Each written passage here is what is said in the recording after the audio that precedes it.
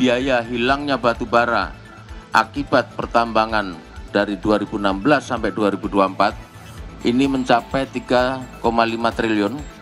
Kemudian total biaya kerusakan hutan dalam hal ini kayu seluas 4.236,69 hektar, ini adalah 2,2 triliun.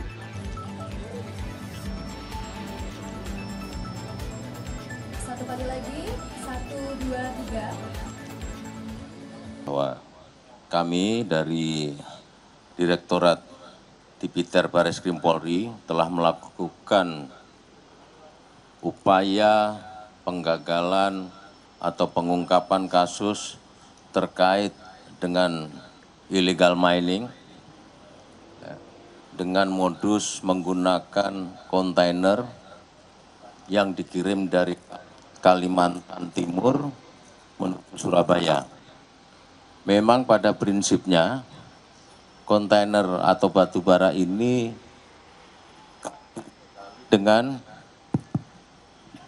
dibekali dengan dokumen yang sah.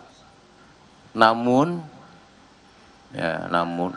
asal usul barang diduga kuat berasal dari kawasan IKN, yaitu di KM 48 atau Semboja yang kita kenal dengan Bukit Suwarto, dan ini luasannya cukup signifikan, sehingga pada kesempatan ini kami mengundang dari seluruh stakeholder yang mempunyai kepentingan dan tugas.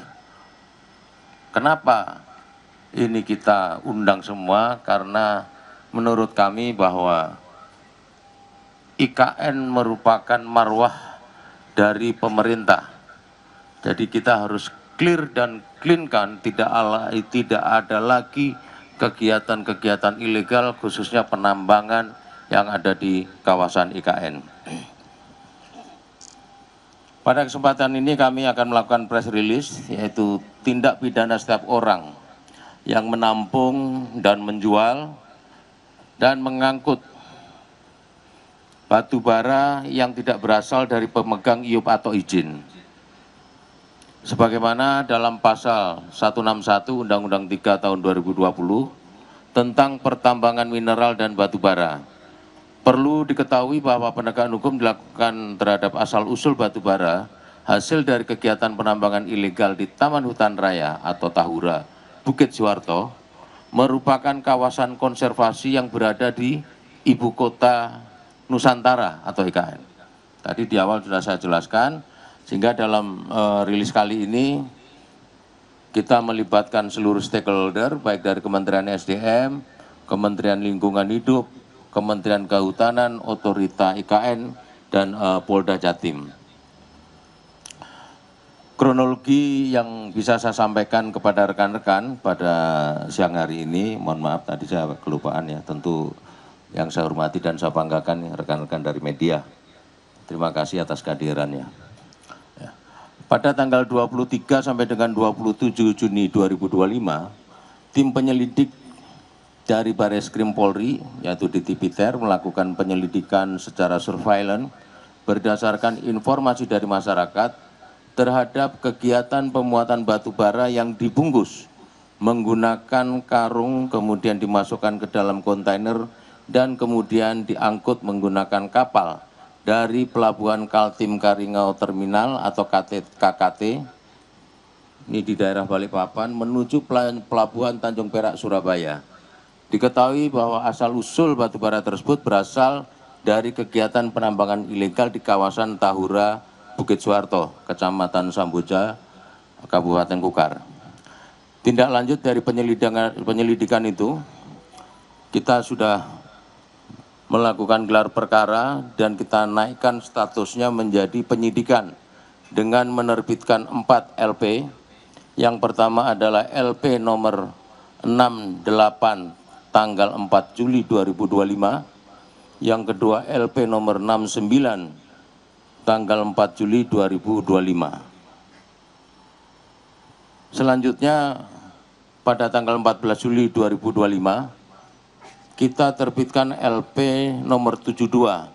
Demikian juga dengan LP 73 yang kita terbitkan juga pada tanggal 14 Juli 2025. Kami sudah melakukan pemeriksaan terhadap 18 orang saksi dengan rincian sebagai berikut. Yang pertama adalah KSOP kelas 1 Balikpapan, kemudian operasional pelabuhan PT Kaltim Karingau Terminal Balikpapan, 3 agen pelayaran, kemudian perusahaan-perusahaan pemilik IUP OP dan IPP, saksi-saksi penambang, perusahaan jasa transportasi, dan ahli dari Kementerian ESDM. Barang bukti yang kami amankan dalam penyelidikan adalah sebagai berikut. Kami berhasil mengamankan 351 kontainer dengan perincian 248 kontainer sudah kami lakukan penyitaan di depo Pelabuhan Tanjung Perak Surabaya ini. Sementara yang 103 kontainer masih dalam proses pemeriksaan dokumen di Pelabuhan KTT Balikpapan.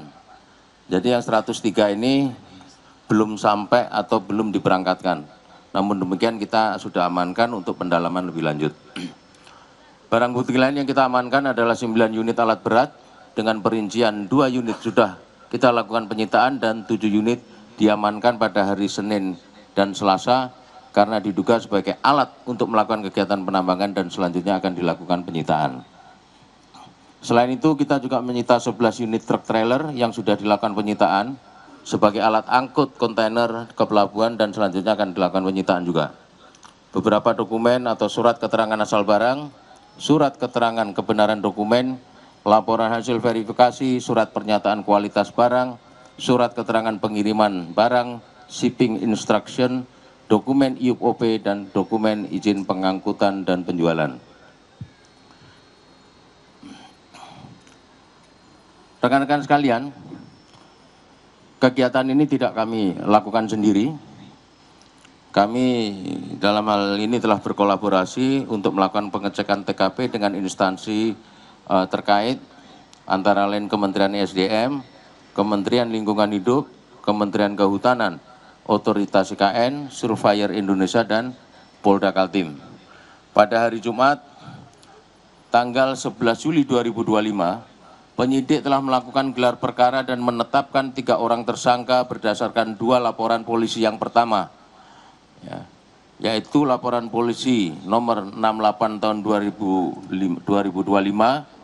tersangka atas nama inisial YH dan inisial CA. Di LP nomor 69 dengan tanggal sama 4 Juli 2025, kami sudah menetapkan 1 tersangka atas inisial MH. Terhadap 2 laporan polisi lainnya masih dalam tahap penyidikan. Sementara itu terhadap tersangka YH dan CA sudah dilakukan penahanan sejak tanggal 14 Juli 2025 di rumah tahanan Bareskrim Polri. Terhadap tersangka MH akan dilakukan pemanggilan segera.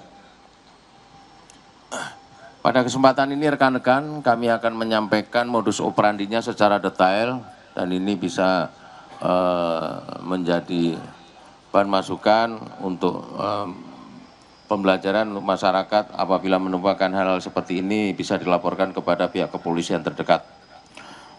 Modus operandi para pelaku yakni dengan membeli batu bara dari hasil kegiatan penambangan ilegal yang berada di kawasan konservasi Taman Hutan Raya Bukit Suharto, Kecamatan Samboja, Kabupaten Kutai Kartanegara, Provinsi Kaltim. Kemudian dikumpulkan dalam stockroom untuk dikemas menggunakan karung, lalu dimasukkan ke dalam kontainer dan kemudian diangkut menuju Terminal Pelabuhan Kaltim Karingau, Terminal KKT. Setelah berada di terminal pelabuhan, kontainer batubara tersebut diberikan dokumen resmi dari perusahaan pemegang usaha produksi IUP sebagai salah satu syarat untuk mengirim batubara. Dokumen tersebut digunakan seolah-olah, ya, ini perlu digarisbawahi bahwa dokumen tersebut digunakan seolah-olah batubara tersebut berasal dari penambangan resmi atau pemegang IUP.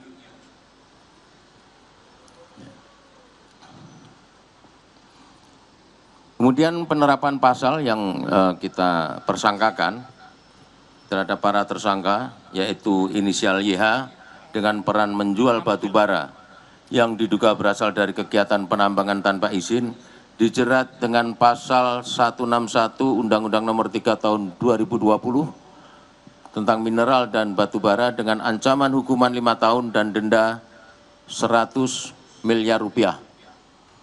Terhadap tersangka inisial CA dengan peran membantu saudara IH menjual batu bara yang diduga berasal dari kegiatan penambangan tanpa izin, dijerat dengan pasal 161 Undang-Undang Nomor 3 Tahun 2020 tentang pertambangan mineral dan batu bara, yunto pasal 55 KUHP terkait penyertaan dengan ancaman pidana penjara paling lama 5 tahun dan denda 100 miliar rupiah. Terhadap tersangka inisial MH dengan peran membeli dan menjual batu bara yang diduga berasal dari kegiatan penambangan tanpa izin, dijerat dengan pasal 161 Undang-Undang Nomor 3 Tahun 2020 tentang mineral dan batu bara dengan ancaman hukuman 5 tahun dan denda 100 miliar rupiah. Rencana tindak lanjut dari tim kami adalah melakukan proses penyidikan. Ini tidak berhenti sampai di sini saja. Nah, ini tolong dicatat. Tapi masih berlanjut untuk melakukan pengembangan terhadap pihak-pihak baik penambang maupun pemberi dokumen IUP-OP dan RKAB dalam melakukan penjualan batu bara, kemudian pihak-pihak yang membantu terlaksana tindak pidana ini. Kami akan menerapkan pasal TPPU dikarenakan penambangan sudah berlangsung cukup lama dan ini menjadi perhatian pemerintah kita. Ya, penambangan ini sudah dimulai sejak tahun 2016 sebagaimana yang kita dapat dari foto citra satelit yang kita peroleh. Potensi kerugian berdasarkan hasil kolaborasi bersama ahli dalam proses penyidikan, yaitu rekan-rekan dari pihak kementerian, kami mendapatkan estimasi perhitungan potensi kerugian atas volume batu bara yang hilang akibat ditambang secara ilegal dari tahun 2016 sampai dengan tahun 2025 karena Taman Hutan Raya Bukit Suharto merupakan wilayah pencadangan negara dengan biaya kerusakan hutan seperti kayu yang merupakan tanam tumbuh pelepasan karbon dan pengendalian erosi. Ada beberapa yang sudah bisa kami sampaikan kepada rekan-rekan. Yang pertama adalah biaya hilangnya batu bara akibat pertambangan dari 2016 sampai 2024 ini mencapai 3,5 triliun. Kemudian total biaya kerusakan hutan dalam hal ini kayu seluas 4.236,69 hektar, ini adalah 2,2 triliun. Untuk kerugian lingkungan akan dihitung kembali karena ini merupakan hutan konservasi, kemungkinan besar dan pasti kerugiannya akan lebih besar karena di variabel untuk penghitungan hilang biaya kerusakan ini tidak hanya dari pohon saja. Nanti akan dijelaskan secara detail oleh rekan-rekan dari kementerian. Jadi total sementara, estimasi sementara, sedikitnya sudah terjadi kerugian senilai 5,7 triliun. Terakhir dari kami sebagai closing statement, bahwa kami Polri dalam ini Bareskrim khususnya Dirtipiter sesuai dengan program Astacita Presiden Republik Indonesia yang telah dijabarkan ke program Kapolri, berkomitmen akan melakukan penegakan hukum secara profesional dan berkeadilan, bersinergi, bekerja sama dengan instansi terkait, baik dari TNI, SDM, lingkungan hidup, kehutanan, dan otorita IKN, dalam rangka menjaga sumber daya alam yang merupakan aset kekayaan negara. Lebih khusus wilayah IKN adalah merupakan marwah dan kehormatan bagi pemerintah negara Republik Indonesia, sehingga segala bentuk kegiatan ilegal mining di lokasi IKN harus ditertibkan dan ditindak tegas karena menjadi atensi pimpinan negara kita. Saya kira itu yang bisa kami sampaikan rekan-rekan. Setelah ini kita akan berikan waktu kepada teman-teman dari kementerian untuk memberikan statement terkait pengungkapan kasus yang kita laksanakan beberapa waktu lalu. Kurang lebihnya mohon maaf. Saya akhiri billahi taufiq wal hidayah. Wassalamualaikum warahmatullahi taala wabarakatuh.